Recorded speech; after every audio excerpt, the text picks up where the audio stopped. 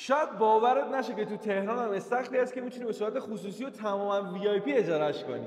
استخر VIP خیلی میچسبه، میتونی واسه مصارف دیگه مثل آب درمانی هم استفاده کنی، چون کف صاف، آب خیلی گرمی هم داره. کنار استخر هم حتما از آیتم‌های کافی و غذا بزنید که خیلی میچسبه.